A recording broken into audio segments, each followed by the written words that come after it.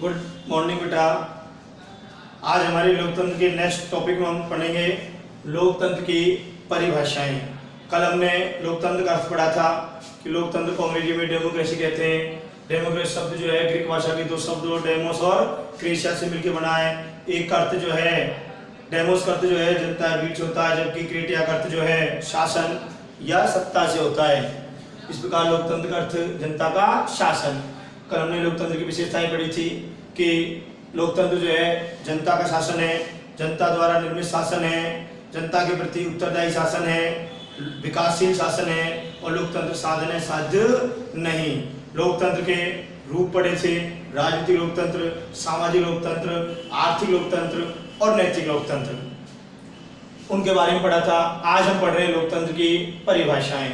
लोकतंत्र की परिभाषाओं में पहली परिभाषा लोकतंत्र की अब्राहम लिंकन ने दी है। अब्राहम लिंकन ने कहा है कि जनता के लिए और जनता द्वारा चलाए जाने वाला शासन लोकतंत्र है।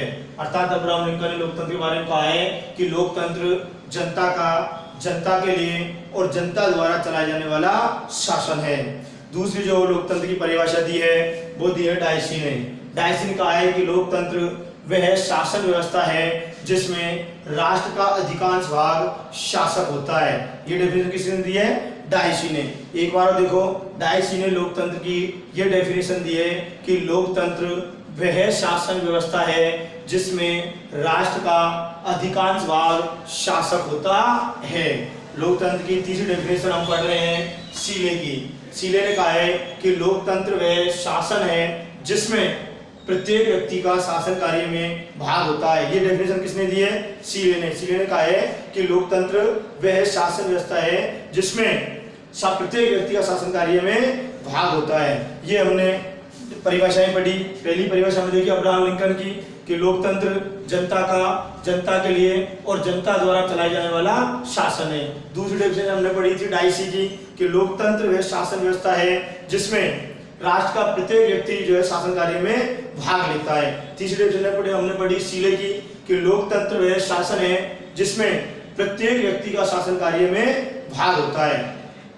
नेक्स्ट हम देख रहे हैं लॉर्ड ब्राइस। अगली डेफिनेशन किसकी देख रहे हैं हम? लॉर्ड ब्राइस कि लोकतंत्र शासन का वह रूप है जिसमें राज्य की शासन शक्ति कानूनी तौर पर किसी विशेष वर्ग या वर्गों में नहीं अपितु संपूर्ण समाज के सदस्यों में निहित होती है।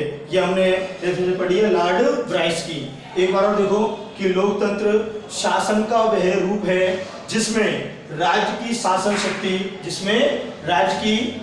शक्ति कानूनी तौर पर किसी विशेष वर्ग या वर्गों में नहीं अपितु संपूर्ण समाज के सदस्यों में निहित होती है।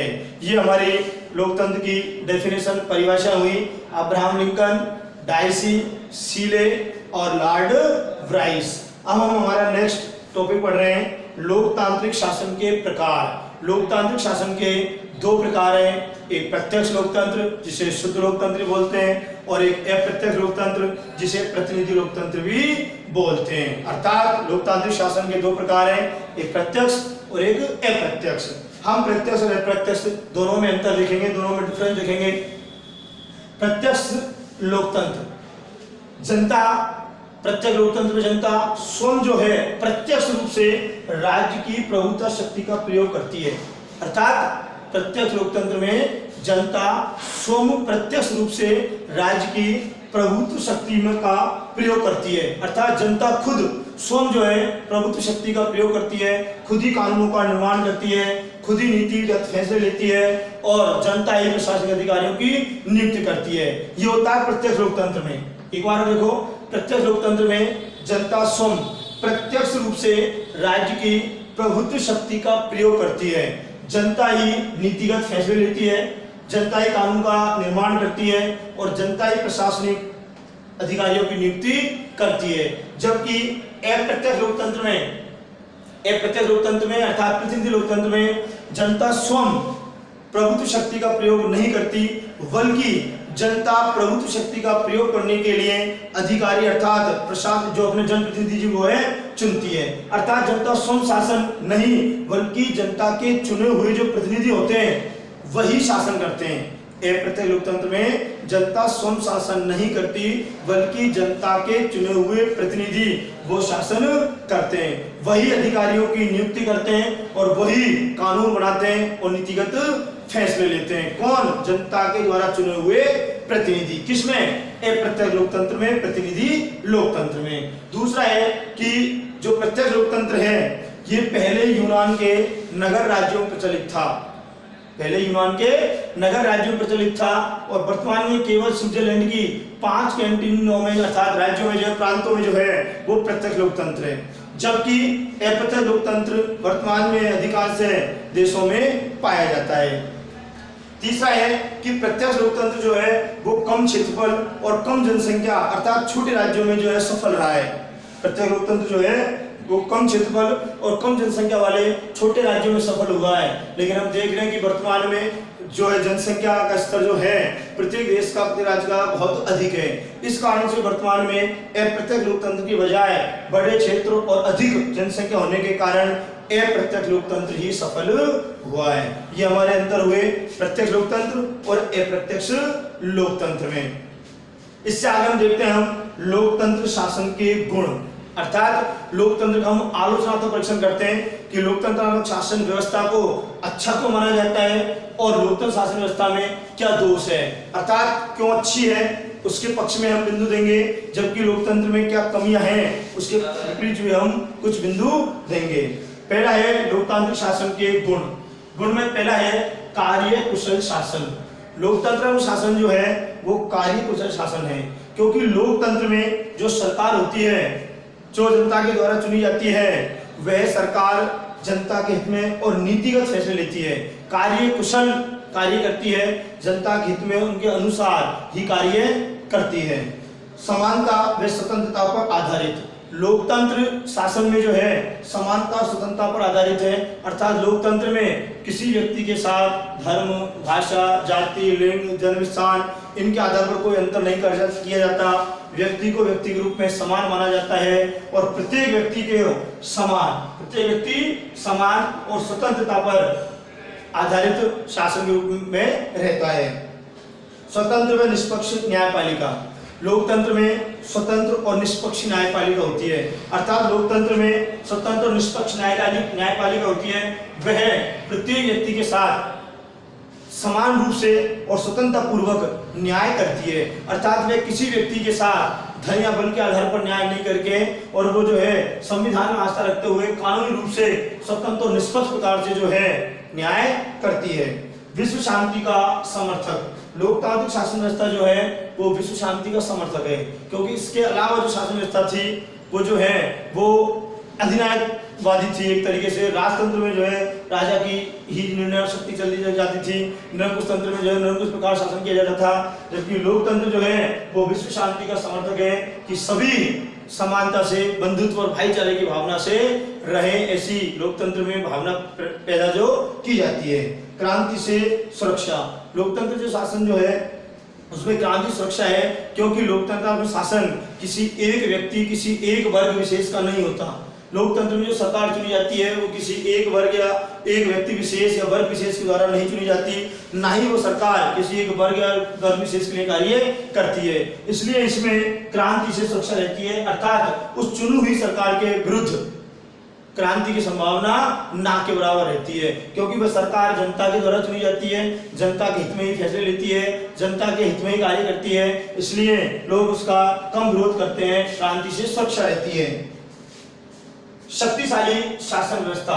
लोकतांत्रिक शासन व्यवस्था जो है वो शक्तिशाली शासन व्यवस्था है। जब भी देश पर कोई संकट उत्पन्न होता है तो सभी देश के जो नागरिक हैं वो एक साथ उस संकट में खड़े होते हैं, क्योंकि सरकार के ऊपर जो परेशानी आई है, सरकार जो है जिसके ऊपर वो संकट पैदा हुआ है, उस संकट से लड़ने के लिए राष्ट्र के जो है सभी नागरिक अपनी देशभक्ति की भावना के साथ एक साथ खड़े हो उठते हैं, क्यों उन्हें पता है कि वो जो सरकार है वो उन्हीं के द्वारा चुनी हुई है और वो उन्हीं के ऊपर शासन कर रही है। इस प्रकार ये लोकतंत्र के गुण हुए कार्य कुशल शासन, समानता व स्वतंत्रता पर आधारित स्वतंत्र निष्पक्ष न्यायपालिका, विश्व शांति का समर्थक, क्रांति से सुरक्षा और शक्तिशाली शासन व्यवस्था, संविधान में आस्था। संविधान के अनुसार जो है लोकतांत्रिक शासन में सरकार चलती है, संविधान के अकॉर्डिंग, संविधान के उपबंधों के अनुसार जो है शासन करती है।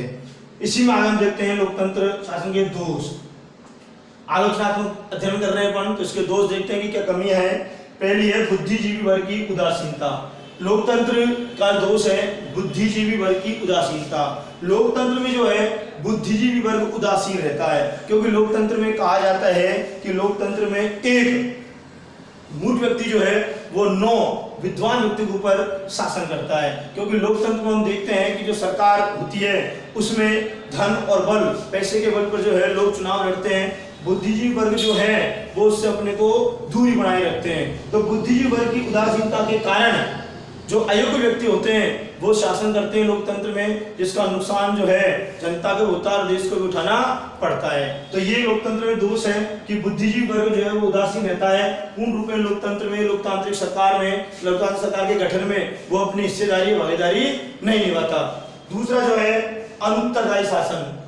लोकतांत्रिक शासन व्यवस्था में जो सरकार होती है वो अनुत्तरदायी शासन, अर्थात एक सरकार अपने कार्यों को, अपनी विफलता को दूसरी सरकार के ऊपर डालती है या अपने विपक्ष के ऊपर डालती है।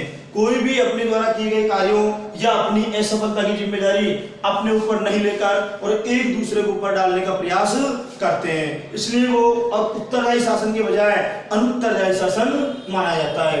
उदासीन मतदाता। लोकतंत्र में हम देखते हैं उदासीन मतदाता जो है बहुत कम प्रतिशत जो है मतदान का होता है। राजनीतिक दलों के द्वारा, प्रत्याशियों के द्वारा, सरकार के द्वारा और जन सामान्य को बार बार बताने के बाद भी हम देखते हैं कि हमारा मतदान प्रतिशत जो है वो आधे के समथिंग रहता है। अर्थात बहुत कम मतदाता जो है अपने मत का प्रयोग करते हैं और कम मतदाताओं के कारण, उदासीन मतदाताओं के कारण जो अयोग्य व्यक्ति होते हैं वो कम वोटों के प्रतिशत के आधार पर ही जो है विजय प्राप्त कर पाते हैं, जिससे योग्य व्यक्ति जो है उन्हें अवसर प्रदान नहीं होता। चौथा जो है संकट काल की दृष्टि से कमजोर। जैसे कि हमने गुरु में देखा कि लोकतांत्रिक शासन जो है संकट काल में अच्छा है, लेकिन संकट काल में एक कमजोर शासन है, क्योंकि लोकतंत्र में जो फैसले लिए जाते हैं वो देरी से लिए जाते हैं। लोकतांत्रिक शासन में जो है जो फैसले लिए जाते हैं, शक्तियों का जो है विभाजन सरकारों के बीच में होता रहता है और जो भी नीतिगत फैसला जो लिया जाता है उसकी प्रक्रिया थोड़ी सी लंबी होती है। तो संकट काल की दृष्टि से, संकट काल की परिस्थिति के समय पर भी उस लंबी प्रक्रिया या फैसले लेने में देरी होने के कारण इस शासन व्यवस्था में काफी कठिनाई पैदा हो सकती है। इसी कारण से क्या माना जाता है? कमजोर। और स्वतंत्रता व समानता की धारणा भ्रमपूर्ण। जैसा हमने गुण में पढ़ा था कि लोकतंत्र में स्वतंत्रता और समानता होती है, जबकि ये दोष बता रहा है कि लोकतंत्र शासन जो है वो स्वतंत्रता व समानता की धारणा जो है वो भ्रमपूर्ण है। कैसे भ्रमपूर्ण है? कि हम देखते हैं कि लोकतंत्र में स्वतंत्रता और समानता का अवसर नहीं है। जो योग्य व्यक्ति है लेकिन वो धन और बल के सामने जो है असफल होता है। चुनाव में हम देखते हैं कि जो कमजोर व्यक्ति जो है, जो गरीब है, उसे चुनाव लड़ने का अवसर प्रदान नहीं होता। यदि उसे अवसर मिलता भी है तो वो अपनी गरीबी या कमजोरी के कारण जो है चुनाव नहीं जीत पाता। क्यों? क्योंकि धन और बल के आधार पर जो व्यक्ति होते हैं वो अपने धन और बल से जो है व्यक्तियों को अपने उसमें लेकर और चुनाव जीतते हैं, जबकि योग्य व्यक्ति जो है वो चुनाव नहीं जीत पाता। कई बार हम देखते हैं कि कमजोर या गरीब व्यक्ति जो होते हैं उन्हें चुनावों में खड़े होने से भी रोका जाता है। चुनाव लड़ने के समय पर भी उन्हें जो है बड़ी परेशानियां पैदा की जाती है। इस प्रकार हम कह रहे हैं कि लोकतंत्र जो है वो स्वतंत्रता और समानता की जो धारणा इसमें दी गई है वो भ्रमपूर्ण है। इस प्रकार हमारे टॉपिक लोकतंत्र की विशेषताएं, अब्राहम लिंकन, डायसी, सीले और लॉर्ड राइस। लोकतांत्रिक शासन के प्रकार, उनमें प्रत्यक्ष लोकतंत्र, अप्रत्यक्ष लोकतंत्र, दोनों में अंतर, लोकतंत्र शासन के गुण और लोकतंत्र के दोष। इससे आगे हम नेक्स्ट उसमें देखते हैं लोकतंत्र के विभिन्न सिद्धांत और दृष्टिकोण। धन्यवाद।